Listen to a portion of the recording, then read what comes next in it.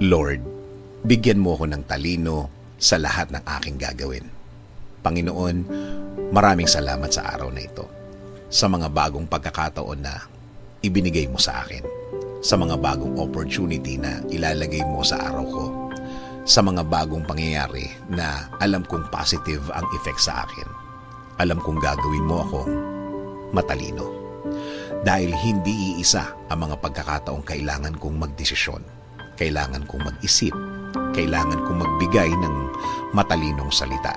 Dahil maraming mga problema ang nasa harap ko ngayon, Lord. Turuan mo akong huwag maging emotional sa bawat pangyayari sa aking buhay, Lord.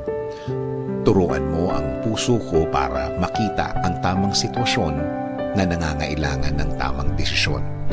Alam ko pong lagi kang andyan para bantayan ako, para ibigay ang aking mga pangangailangan at mas maiintindihan ko ang gusto mong maging desisyon ko. Please, Lord, always clear my mind. Always provide me with peace.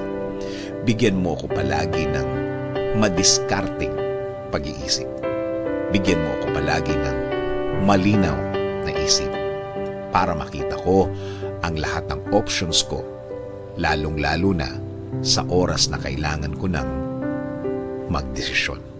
Pananatilihin kong clear ang aking connection sa iyo, Lord, para wag akong maligaw, para wag akong malagay sa alanganin, para wag akong malagay sa mas matindi pang problema. Ibigay mo din ang mga tamang tao na tutulong sa ibinigay mong desisyon para sa akin. Mga taong malinis ang pakay at may relasyon sa iyo, Lord, para sa mas tamang gagawin sa anumang problema. Sa iyo lang ako kakapit at maniniwala, Panginoon. Alam kong hindi mo ako pababayaan. Di mo ako iiwanan. Alam kong nakabantay ka sa akin palagi.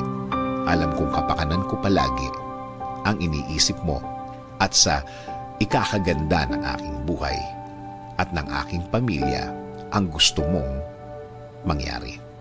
Kaya patuloy mong ilid ang aking buhay, Panginoon. Patuloy mong bigyan ng magandang way sa araw-araw. Patuloy ko pong tatanggapin ang lahat ng plano nyo sa aking buhay. Kasama na din po ng aking dasal na ito na alagaan nyo din po ang aking bayan. I-lead nyo po ito sa tama. Bigyan nyo rin po ng talino ang mga namumuno ng aming bansa para sa isang tama at tahimik na araw-araw, Lord. Salamat. Salamat sa lahat ng inyong ibinigay at mga ibibigay sa amin, Panginoon. Kakapit at patuloy kaming maniniwala sa iyo, Lord. In Jesus' name we pray. Amen. Sabi nga sa James 1:5, if any of you lacks wisdom, you should ask God, who gives generously to all without finding fault, and it will be given to you.